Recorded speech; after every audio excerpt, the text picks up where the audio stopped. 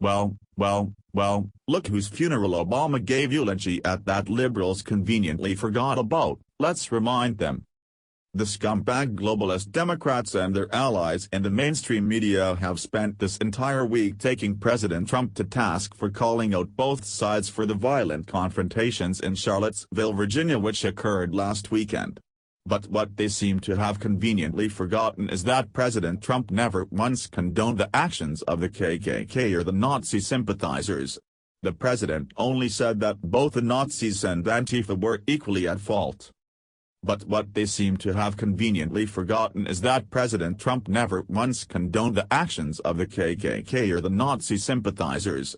The president only said that both the Nazis and Antifa were equally at fault. The media has of course taken this opportunity to rip President Trump a new one and switch their failed narrative of Russian collusion back to racism, going as far as even calling for his resignation over these inconsequential comments. But they seem to forget that not so long ago, their own golden child, former President Barack Hussein Obama, did something far worse, but he was never called out because of it. He eulogized the grand wizard of the KKK, the Democrats' very own former leader, Senator Robert K. Byrd. In fact, back in 2010, at a memorial service on the grounds of the state capitol in Charleston, West Virginia, the former president went as far as to call Senator Byrd, the nation's longest-serving legislator and a fierce protector of the U.S. Constitution, a Senate icon and an elder statesman.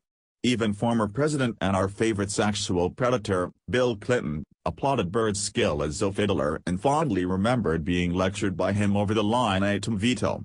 And the media applauded all this. A senator's shame. Byrd, in his new book, again confronts early ties to KKK. In the early 1940s, a politically ambitious butcher from West Virginia named Bob Byrd recruited 150 of his friends and associates to form a chapter of the Ku Klux Klan.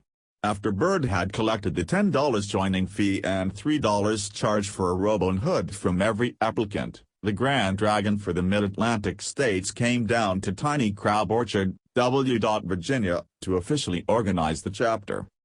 As Byrd recalls now, the Klan official, Joel L. Baskin of Arlington, Virginia, was so impressed with the young Byrd's organizational skills that he urged him to go into politics. "The country needs young men like you in the leadership of the nation," Baskin said. The young Klan leader went on to become one of the most powerful and enduring figures in modern Senate history.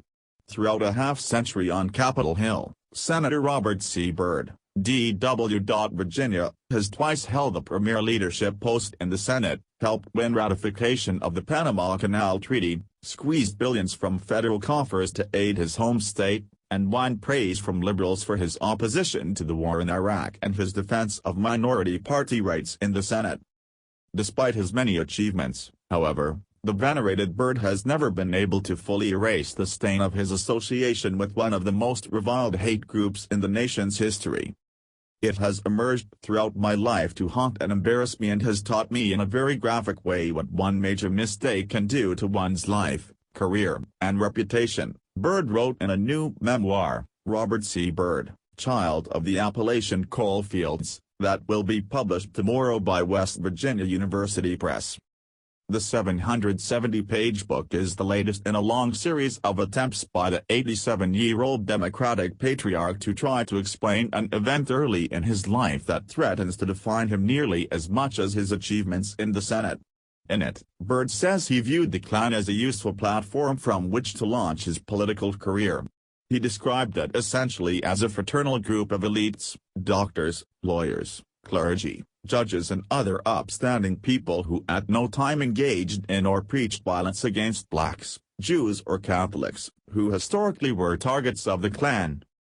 His latest account is consistent with others he has offered over the years that tend to minimize his direct involvement with the Klan and explain it as a youthful indiscretion. "My only explanation for the entire episode is that I was sorely afflicted with tunnel vision, a jejune and immature outlook, seeing only what I wanted to see because I thought the Klan could provide an outlet for my talents and ambitions," Byrd wrote. While Byrd provides the most detailed description of his early involvement with the Klan, conceding that he reflected the fears and prejudices I had heard throughout my boyhood. The account is not complete. He does not acknowledge the full length of time he spent as a Klan organizer and advocate. Nor does he make any mention of a particularly incendiary letter he wrote in 1945 complaining about efforts to integrate the military. Bird said in an interview last week that he never intended for his book to provide finite details of his Klan activities, but to show young people that there are serious consequences to one's choices and that you can rise above your past. He suggested that his career should be judged in light of all that he did subsequently to help lift his state out of poverty, and to bring basic and critically needed services and infrastructure to West Virginia. I grew up in a state where we didn't have much hope, Bird said. I wanted to help my people and give them hope. I'm just proud that the people of West Virginia accepted me as I was and helped me along the way. Bird's indelible links to the Klan, the albatross around my neck, as he once described it, shows the remarkable staying power of racial issues more than 40 years after the height of the civil rights movement. Senator Trent Lott, our Miss, learned that lesson the hard way at a birthday party in December 2002, when his nostalgic words about Senator Strom Thurmond, our SC, who ran for president as a segregationist in 1948, caused a public uproar and cost Lott the majority leader's post. What most people tend to forget is the Democrat Party did, in fact, not long ago, have huge ties to the KKK. But we can't say that because it's a talking point that he left has appropriated to use against anyone they disagree with politically. But facts are facts, and it's impossible to erase the fact that Barry Obama, who was a far-left liberal globalist Democrat, eulogized a KKK grand wizard. Please share if you agree Democrats shouldn't be calling anyone a racist. Thanks for watching. Please subscribe Breaking News 365 channel. Goodbye and see you again.